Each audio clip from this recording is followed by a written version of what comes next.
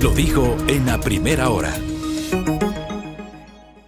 Muy bien, seguimos 8:07 en la mañana a través de A Primera Hora, su espacio de noticias. Lo transmitimos como siempre todos los días a través de Radio Armónica FM y, por cierto, las plataformas digitales del portal Primera Plana. Cambiemos de tema, obviamente seguimos monitoreando la situación eléctrica del país, pero el día viernes estuvo por acá el señor ministro de Transporte y Obras Públicas, Roberto Luque, explicando el contexto de la decisión del retiro de los radares sancionatorios. ¿Qué decía el ministro? Los radares se van a mantener, pero de forma preventiva, porque está claro, decía el ministro, que respondían a una decisión antitécnica y se convirtieron en una forma de recaudación más que de prevención. Yo le quiero preguntar a Guillermo Abad, él es el director de Justicia Vial y además es especialista en temas de movilidad, si esta decisión, más allá de la explicación del ministro, es adecuada o no. Es decir, ¿cómo apuntalamos el tema preventivo versus el sancionatorio? Bienvenido, Guillermo, ¿cómo está usted? Muy buenos días, muchísimas gracias, Fabricio, por la entrevista. Efectivamente, los radares son avalados a nivel mundial por organismos internacionales como la ONU y la OMS para garantizar el control de la velocidad en vía. Eso sin duda alguna y sin ningún tipo de temor lo podemos decir.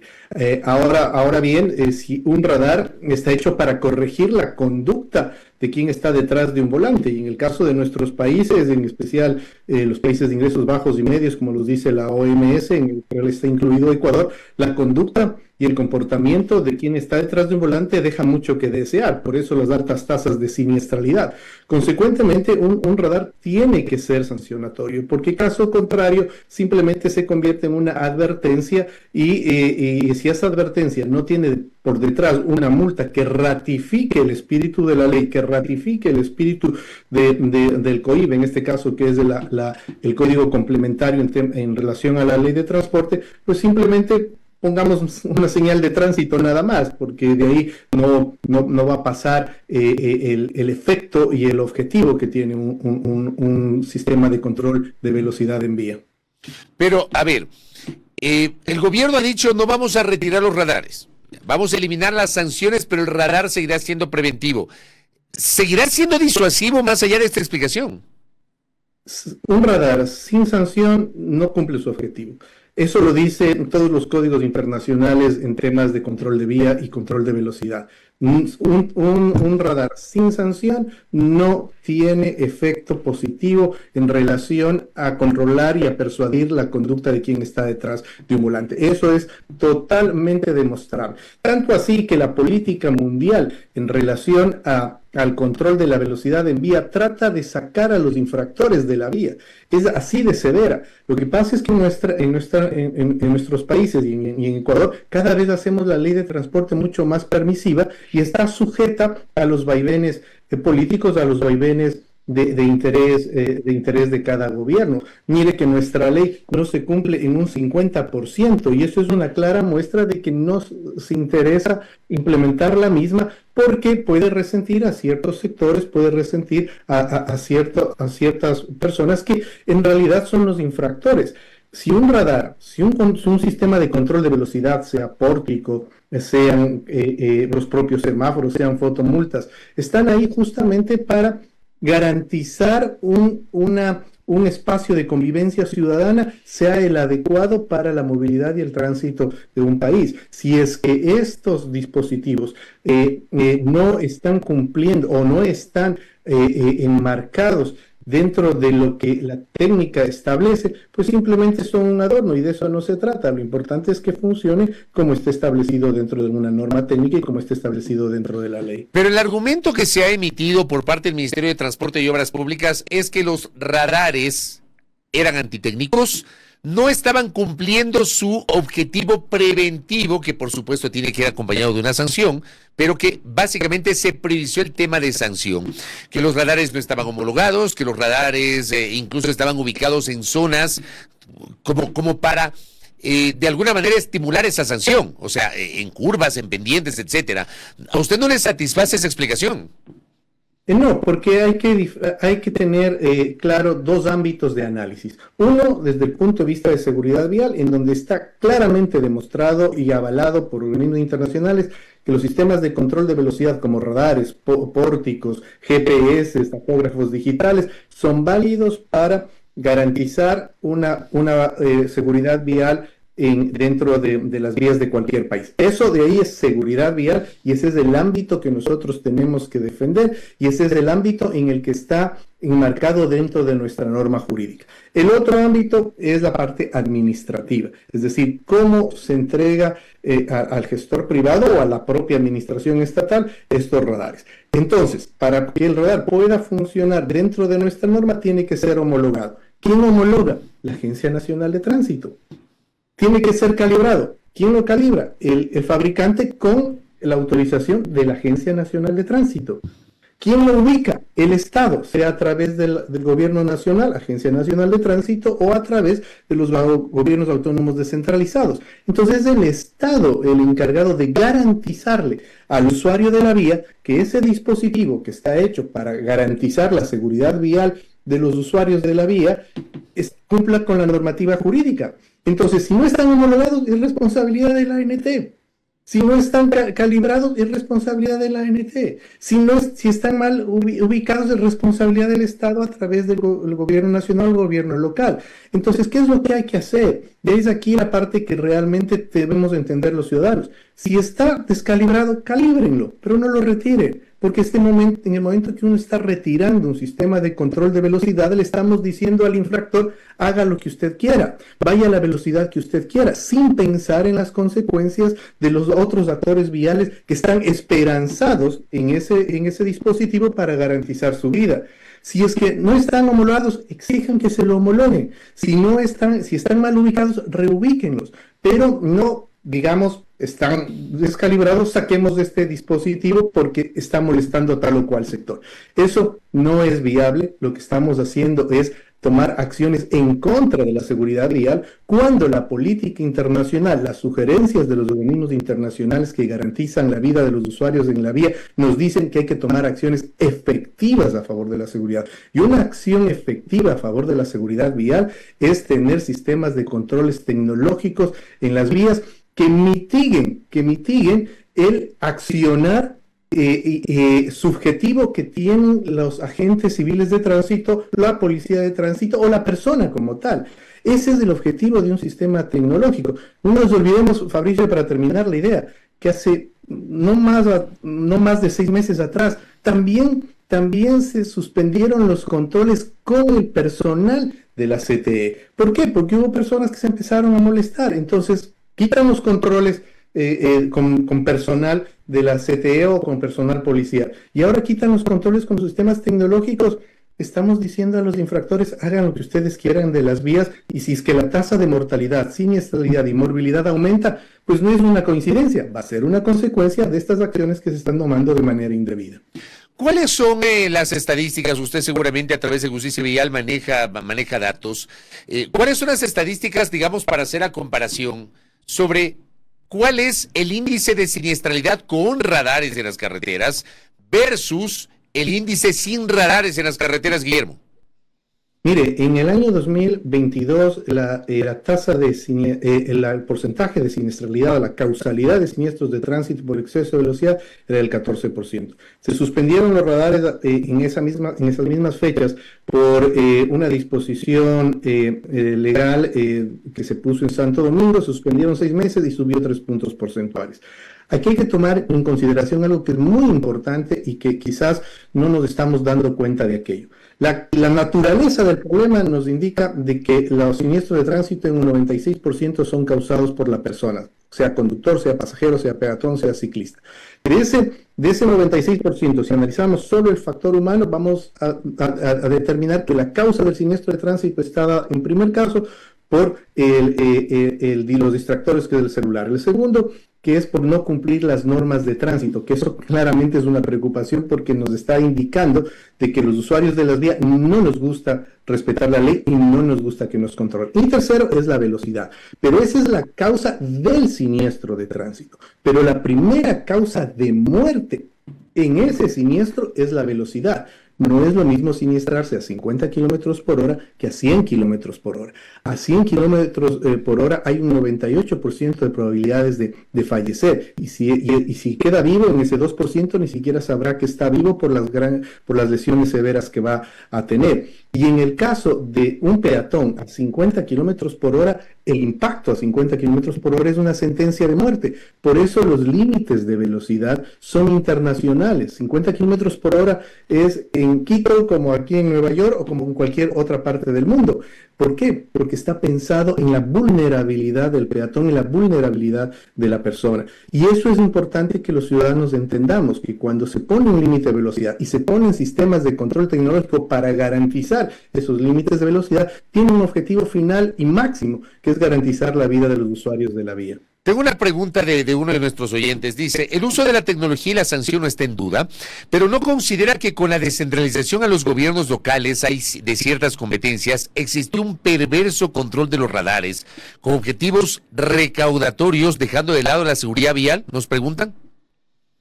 Mire, nuevamente vamos aquí a una competencia y a un rol que es netamente del Estado, en este caso, Agencia Nacional de Tránsito. Esto que está sucediendo en la actualidad en el país, nosotros hace más de un año ya lo advertimos, en abril del 2023, para ser más exactos, Fabricio, indicábamos que es importante que la Agencia Nacional de Tránsito establezca un protocolo, una normativa, una resolución, un procedimiento para que cuando se delegue al gestor privado el control y la administración de los sistemas de verificación de velocidad en vía, estén enmarcados de tal manera que no exista diferencia entre un gobierno autónomo descentralizado y otro, y se cumpla efectivamente con este afán de controlar el comportamiento del usuario de la vía. Esto lo dijimos en abril del 2023, inclusive mandamos un boletín de prensa y tuvimos algunas entrevistas sobre este caso. Es decir, nuestro accionar y nuestra observación no es de ahora, es desde hace mucho tiempo atrás. Ahora bien, si es que existe, reitero, un radar, un sistema de control de velocidad, un GPS, un tacógrafo, una fotomulta que no está calibrado o que no está homologado o que está mal ubicado, es la propia autoridad la que tiene la competencia para reubicarlo, para homologarlo y para exigir una calibración adecuada que le dé la garantía al usuario de la vía que ese sistema de control de velocidad está debidamente calibrado. Punto uno. Pero punto dos, que no hay que desconocerlo. La actitud y el comportamiento de los usuarios de la vía en nuestro país deja mucho que desear. Lo dice la propia estadística. La segunda causa de siniestro de tránsito en nuestro país es no respetar las normas de tránsito. No respetamos la ley. No nos gusta que nos controle. Nos molestan los controles. En Quito hicieron hace poco unos sistemas unos operativos para controlar la velocidad. Se armó un gran escándalo. Para esas mismas épocas estuvo aquí el delegado especial de las Naciones Unidas para la Seguridad Vial, el señor Jean Todt, y se refirió a este tema y dijo, yo no les daría 3 días de cárcel, yo les daría 30 días porque están atentando contra la vida de las demás personas. Entonces, cuando no entendemos lo que implica el exceso de velocidad y no sabemos reconocer nuestra mala actitud, porque el conductor que en Ecuador es temerario, es imprudente, empieza a discutir la ley, empieza a renegar de la ley. Cuando viene a otro país es un ejemplar ciudadano. Aquí también digo aquí porque estoy en el extranjero en este momento, aquí también es 50 kilómetros por hora en zona urbana. Y los ecuatorianos que allá son reactivos, acá son proactivos porque paran 10 metros antes de la intersección, ya están parando y paran en el stop, no reducen la velocidad. Entonces también es un tema de actitud. Aquí no estamos discutiendo si la ley es buena o es mala, es ley y tiene que ser cumplida. Y ese cumplimiento tiene un objetivo final, que es garantizar la vida de los usuarios. Guillermo, en medio de todo esto, digamos, ¿usted cree que nos fuimos al otro extremo? Yo siempre digo, como todo en la vida, los extremos no siempre son buenos, hay siempre puntos intermedios. ¿Nos fuimos al otro extremo? No, yo creería que lo que pasa es que estamos aplicando mal lo que la propia ley nos dice que es lo que tendríamos que hacer. Primero, Fabricio, hay que separar seguridad vial que es lo fundamental y que es lo que nosotros defendemos y lo vamos a lo hemos defendido siempre desde hace 25 años que se creó Justicia Vial y lo seguiremos defendiendo con el tiempo. Y lo otro es la parte administrativa. Son cosas que tienen que ser tratadas por separado. Si en el tema administrativo hay alguna observación, tienes la manera de cómo corregirlo y subsanarlo, que ya lo he explicado. Si están homologados, la Agencia Nacional de Tránsito tiene que verificar aquello. Si están descalibrados, de igual manera, y si están mal ubicados, reubicarlo. Si en la delegación como tal hay algún inconveniente, hay los entes respectivos para determinar si esa delegación es adecuada. Procuraduría General del Estado, Contraloría, si es del caso, y verificar si es que hay en el tema administrativo algún problema. Pero no sea un pretexto de aquello, unirlo con la seguridad vial, porque en el momento que se unen y se mezclan estos dos ámbitos, se empieza a hacer político el asunto. Entonces, qué lindo quitarles las multas a los infractores. Qué lindo decir que los radares están siendo recaudadores o que son un ente quizás hasta que cae en un delito. Suena bien políticamente hablando, pero desde la seguridad vial le estamos matando, le estamos dando una puñalada por la espalda a la seguridad vial, cuando no debería ser así. Entonces, si se tratan por separado, perfecto, pero en el momento que se quieren unir y hacer tarima política en base a las lágrimas de las víctimas de siniestros de tránsito, eso no es viable, porque estamos sacrificando la seguridad vial de todos. No solo de un grupo de personas, de todos los ciudadanos, porque la siniestralidad vial no hace distinción alguna. No le interesa si es de un partido político o no, no le interesa si es de la costa o de la sierra, no le interesa si es que es peatón o si es que es conductor. La siniestralidad ataca de tal manera que tenemos una tasa de mortalidad en nuestro país con dato real de 22 muertos por cada 100.000 habitantes, que nos está llevando nuevamente en estas épocas a estar entre los 20 países. Se me quedó congelado Guillermo Abad, ojalá que se me descongele para seguir conversando con él, el director de Justicia Vial. Ahora sí lo tengo, se había congelado un segundito. Oye, Guillermo, el ministro también aquí en el espacio dijo la semana anterior que está en camino de salir el reglamento para la ley de tránsito, la última reforma fue aprobada en agosto de 2021, si mal no recuerdo. O sea, han sido 3 años sin reglamento. ¿Cómo ve usted la necesidad de este reglamento? Mire, eso nos da una clara muestra de las prioridades que se tienen en temas de transporte, tránsito y seguridad vial. Para recordarle, mi estimado Fabricio, en el año 2016 empezó el tratamiento de la reforma a la ley producto de una alta siniestralidad que se tuvo en ese año. Producto de aquello se creó el Pacto Nacional por la Seguridad Vial, que usted recordará, que se creó inclusive por decreto. Esto conllevó a que se cree una comisión especializada de transporte, tránsito y seguridad vial en la Asamblea Nacional con la tarea de reformar la ley. Tomó 5 años reformar la ley, recién en agosto, el 10 de agosto del 2021, se promulga la ley y la propia ley determinó a las autoridades, Agencia Nacional de Tránsito y Ministerio de Transporte, para que en 180 días preparen el reglamento y sea el presidente de la República quien lo emita, para que entre en ejecución, se aplique todas estas reformas que, dichas sea de paso, son sugerencias de la Organización Mundial de la Salud y de las Naciones Unidas, que están enmarcadas dentro del Plan Nacional, dentro del Plan Mundial de Seguridad Vial. Para aquello, ahí sí, no ha existido ninguna acción efectiva o una predisposición de los gobiernos centrales, en este caso, para sacar reglamento. Vamos a los 3 años de incumplimiento. 3 años de incumplimiento a una disposición legal. Y ahí sí no nos sorprende, ahí sí no nos genera ningún tipo de vergüenza. Cuando estamos limitando el accionar de estas sugerencias mundiales para mejorar la seguridad vial, como por ejemplo, tenemos que regular los scooters. Los scooters son importados aquí en nuestro país como juguetes, sin embargo están utilizando la vía pública de manera totalmente antitécnica, van en sentido contrario de la vía, van sin casco, van sin las protecciones adecuadas y van a generar una alta siniestralidad. Es más, ya están generando una alta siniestralidad, pero no se los puede registrar siquiera porque no existe para el agente de tránsito, para el policía, no saben cómo tipificarlo porque no está en la ley. Tal vergüenza nos debería dar que la propia Corte Constitucional, por falta de una normativa que reglamente los nuevos tipos de transporte o los nuevos medios de transporte, tiene que sacar una sentencia en la cual les dice trabajen sin ningún problema. No se sorprendan mañana que estos scooters empiecen a hacer transporte comercial y como no existe reglamentación no va a haber sanción y después de poco nos van a decir que es el derecho al trabajo y mientras tanto hemos desorganizado el transporte, hemos desorganizado el tránsito y hemos incrementado las posibilidades de un siniestro.